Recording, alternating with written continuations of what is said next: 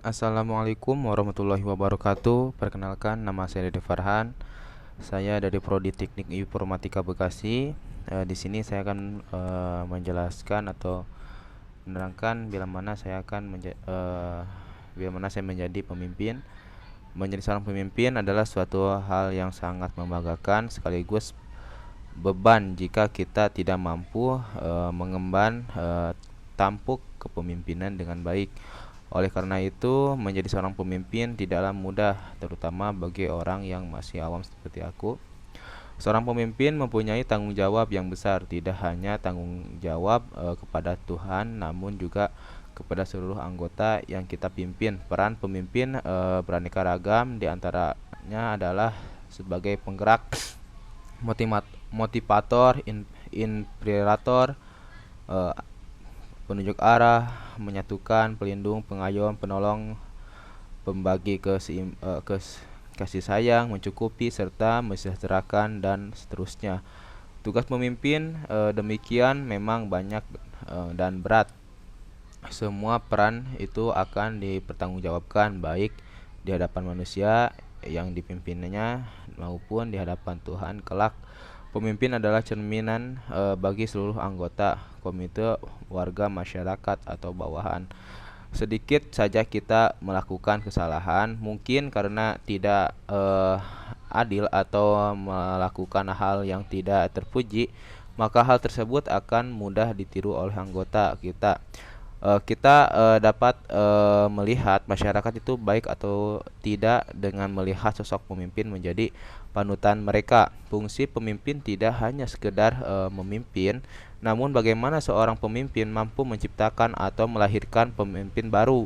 Keberadaan pemimpin tidak hanya sekedar membuat generasi pengikut dalam masa kepemimpinannya, namun pemimpin harus mampu melahirkan pemimpin baru yang bahkan lebih baik dari dirinya. Mungkin proses ini sangatlah tidak mudah, namun kita harus yakin bahwa nothing is impossible in the world. Akhir-akhir ini aku sering membayangkan jika aku menjadi seorang pemimpin dalam suatu organisasi di desa di mana aku tinggal. Pada saat membayangkan menjadi pemimpin, tentunya membayangkan hal-hal yang menyenangkan dengan kesuksesan dalam memimpin. Hidup dalam mimpi apapun bisa terwujud. Oleh karena itu, aku juga ingin mewujudkan mimpi itu dan menjadikannya sebuah kenyataan. Sebagai seorang yang masih awam, terkadang rasa takut sering menggelayut dalam benak yang membuatku putus asa. Namun bagiku putus asa bukanlah sifat dari seorang pemimpin yang sukses, karena hal tersebut akan menghambat dalam proses kepemimpinan. Setiap pemimpin mempunyai karakter sendiri. Begitupun aku akan menjadi seorang pemimpin dengan caraku sendiri, tanpa mengesampingkan masukan dari berbagai pihak yang akan memperkaya kinerja selama menjadi pemimpin. Hal-hal yang akan aku lakukan jika menjadi seorang pemimpin adalah menentukan visi dan misi yang jelas. Visi misi tidak harus banyak, yang terpenting mampu direalisasikan keadaan direalisasikan dan mampu membuktikan pada masyarakat. Selain membuat visi misi yang jelas, ada beberapa hal yang lain, yaitu memperkuat hubungan internal dengan tetap menjaga dan menjalin hubungan dengan relasi atau pihak luar organisasi, lebih terbuka terhadap anggota dalam hal apapun, membuat program kerja yang jelas dan disosialisasikan pada anggota, menyelesaikan suatu persoalan dengan segera mungkin dengan penuh hati-hatian, tidak gegabah, dan melibatkan anggota dalam mencari keputusan yang terbaik atau bermusyawarah, menerima setiap masukan baik kritik dan saran di anggota, karena masukan tersebut dapat membangun pribadi yang pemimpin menjadi lebih baik. Bertanggung jawab dan berperan sesuai dengan peran, yaitu pemimpin beriman dan bertakwa dan mampu menjadi contoh bagi anggota. Dari beberapa catatan yang tercantum di atas, aku berharap bisa terwujud dalam kenyataan meskipun dalam pelaksanaannya tidak semudah membalikan telapak tangan.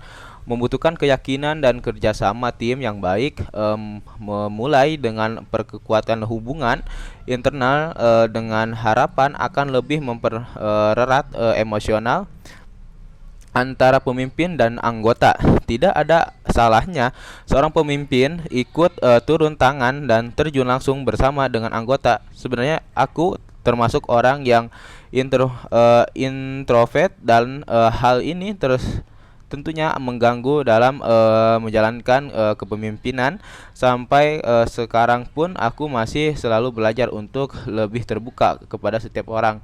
Namun introvert tidak menjadi halangan bagiku untuk menjadi seorang pemimpin karena aku tertutup dan dalam urusan pribadi, bukan dalam urusan kepemimpinan. Seorang pemimpin harus bisa membedakan antara urusan pribadi dan urusan organisasi. Karena apabila mencampur adukan antara urusan pribadi dan organisasi, maka tentunya akan memperumit masalah membangun hubungan dengan organisasi maupun instansi lain dengan harapan akan memperkaya organisasi yang aku pimpin.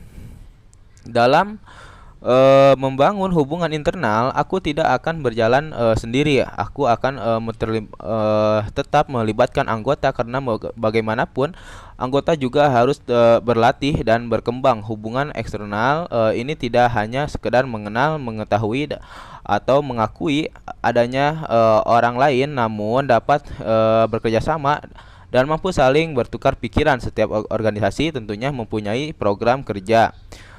Begitupun dengan organisasi yang aku pimpin, program kerja ini akan memudahkan dan memperjelas apa saja yang akan aku kerjakan selama memimpin. Dalam menjalankan program kerja, pastinya aku melibatkan anggota selama aku mengikuti organisasi semasa kuliah. Terkadang ada beberapa program kerja yang tidak terlaksana karena seorang pemimpin maupun ketua bidang kurang mensosialisasikan apa yang akan dilakukan. Bahkan terkadang seorang pemimpin bekerja sendiri tanpa mengikut sertakan anggotanya.